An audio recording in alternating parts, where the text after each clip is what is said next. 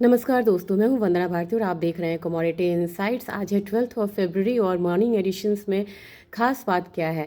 खास बात यह है कि अभी अब कल की ऊंचाई के बाद यहाँ पे सोना हल्का सा यहाँ पे कमज़ोर होता हुआ दिख रहा है। अगर चांदी की बात की जाए तो चांदी में भी यहाँ पे वीकनेस है, 1% से ज़्यादा का फॉल है। क्या ये फॉल स्टेबल है और ये फॉल क्यों आ रहा है, ये जानना आपके लिए बहुत ज़रूरी है। क्योंकि अगर डॉलर इंडेक्स में देखा जाए तो डॉलर इंडेक्स में भी 96.83 का लेवल है, वो भी वहाँ पे डाउन साइड है। कल हम लोगों ने डाउ जोन्स से लेके एस एन पी से लेके डॉलर इंडेक्स हर तरफ यहाँ पे गिरावट आता हुआ देखा। इसका बहुत बड़ा कारण है कि यहाँ पे 14 फरवरी से शटडाउन की बात हो रही है। शटडाउन की जब बात होती है तो एक लिक्विडिटी जो है वो जो मतलब सेलिंग है काउंटर्स में वो बढ़ती हुई नज़र आ रही है। अगर आप देखेंगे तो क्रिप्टोज़ में बहुत ज़्यादा सेलिंग आ रही है, क्रिप्टोज़ की सेलिंग बहुत ज़्यादा बढ़ी हुई है। एक प्रेशर मार्केट पे आता हुआ दिख रहा है। अभी हमारे मार्केट पे कितना प्रेशर है, इसके लिए मैं कहूँगी कि मार्जिनल प्रेशर है, बहुत ज़्यादा यहाँ पे नहीं है, लेकिन हो सकता है। कंसर्न क्या है ये मैं आपको बताना चाहती हूँ। मार्च महीना इतना इंपॉर्टेंट क्यों हो गया है फरवरी लास्ट से मार्च तक, क्योंकि आप देखेंगे तो 400 मिलियन आउंस का आपको ओपन इंटरेस्ट खड़ा है, 100 मिलियन आउंस आपको रजिस्टर्ड यहाँ पे पोजीशंस खड़ी हैं, और इतनी जो मतलब फिजिकल सिल्वर है वो यहाँ पे अवेलेबल नहीं है। तो ये दबाव कितना आता है मार्च के महीने में फिजिकल डिलीवरी पे, और कितना इसको मतलब कॉमिक्स सह पाएगा, कितना मैनेज कर पाएगा, ये भी एक इम्पॉर्टेंट बात है जो कि फंडामेंटल्स या टेक्निकल से बिल्कुल अलग हटके होता है इसका इम्पैक्ट।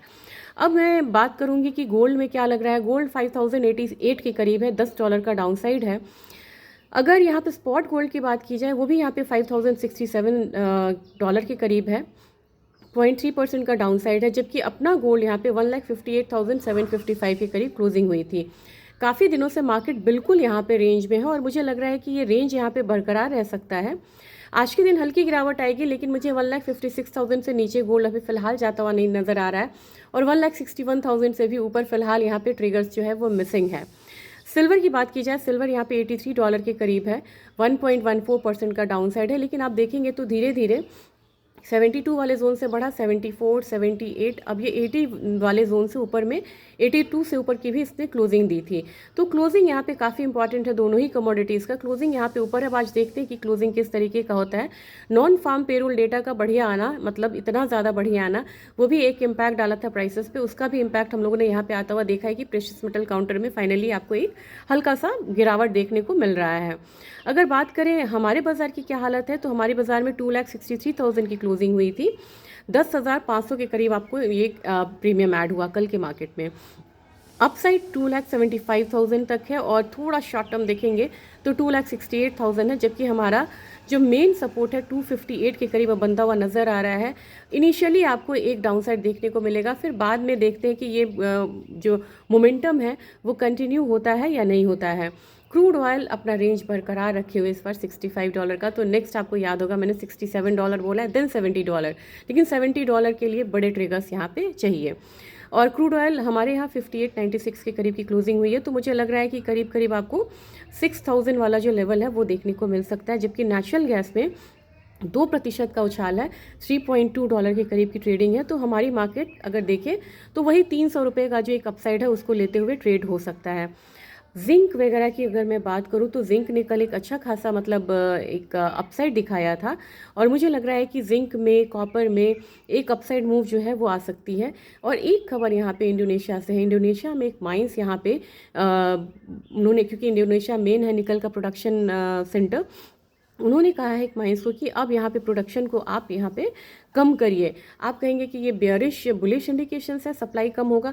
कभी कभी ये बेयरिश इंडिकेशंस होता है जब हम यहाँ पे या तो पॉल्यूशन का रीज़न होता है हम बोलते हैं, या मेंटेनेंस होता है, या फिर कोई डैमेज होता है, और इन तीनों चीज़ों में से अगर कोई ना हो तो फिर लगता है कि कहीं डिमांड तो कम नहीं है। हल्का सा एक प्रेशर इसकी वजह से आज निकल दिख रहा है। और हल्का प्रेशर आपको अगर देखा जाए तो कॉपर में भी है, क्योंकि शटडाउन का भी इम्पैक्ट यहाँ पे आता हुआ नज़र आ रहा है। और इन काउंटर्स को जो US डॉलर में फॉल आया है उसका कोई फ़ायदा मिलता हुआ नज़र नहीं आ रहा है। अब मैं बात करूं कि हमारे मार्केट में क्या हाल रहेगी, तो 1260 के करीब मुझे कॉपर लग रहा है, लेकिन इनिशियली एक हिकअप्स रहेगा। ₹14 का एक अप साइड था कल के मार्केट में। मुझे लग रहा है कि 1240 डाउन साइड में, 1260 अप साइड में, बिल्कुल ध्यान में रखिएगा लेवल्स को। निकल में आपको 1600 कल आया, 4.73% का यानी कि 5% का एक अपसाइड था। ये माइंस क्लोजिंग का एक रिएक्शंस जो था वो यहाँ पे आया है, और माइंस क्लोजिंग अगर होती है तो सप्लाई साइड डेफिसिट होता है। लेकिन कहीं ये बेयरिश इंडिकेशंस तो नहीं है, बेयरिश इंडिकेशंस के लिए अभी कोई बहुत ज़्यादा कंफर्मेशन नहीं है। तो निकल में इनिशियली एक वीकनेस रहेगा, 1600 आया था, 1580 का मैंने कल आपसे बोला था, 1580 यहाँ पे आता हुआ देखा, 1600 भी आया है। लेकिन देखते हैं अब यहाँ पे 1650 की तरफ ये बढ़ता है या पहले नीचे की तरफ आता है। मुझे लग रहा है कि पहले थोड़ा सा करेक्शन लेगा, फिर ये 1650 की तरफ बढ़ता हुआ नजर आएगा।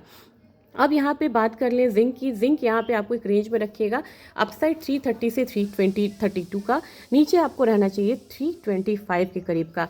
अब मैं क्लोजिंग से पहले मैं चाह रही हूँ कि एक बार आज के ट्रिगर्स आपको मैं बता दूँ कि ट्रिगर्स यहाँ पे क्या क्या रहेगा आज के दिन में, क्योंकि डेटा कल जितना भी हेर फेर था ना, ये डेटा की वजह से था।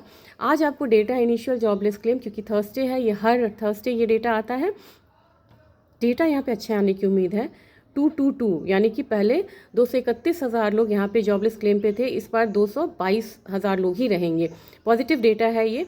एग्जिस्टिंग होम सेल्स भी यहाँ पे मतलब थोड़ा सा निगेटिव है। तो ओवरऑल आपको जो डेटा है मिक्स डेटा काइंड ऑफ रहेगा आज के उसमें। तो इवनिंग ट्रेडिंग सेशन में जो इम्पैक्ट आएगा वो शायद क्रिप्टोज भी इम्पैक्ट कर सकता है हमारे मार्केट को। तो जब आप हमारे मार्केट में ट्रेड कर रहे हैं, कमोडिटी में ट्रेड कर रहे हैं, तो एक बार इंटर मार्केट एनालिसिस ज़रूरी होती है। इक्विटी में भी फॉल है और यहाँ पे क्रिप्टोज में भी फॉल है, तो नेक्स्ट हल्का सा करेक्शन के लिए तैयारी करनी चाहिए क्रूड मतलब कमोडिटी में भी। लेकिन गोल्ड और सिल्वर की जो मतलब चाल रहेगी वो थोड़ी सी यहाँ पे अलग होती हुई दिख सकती है। Thank you.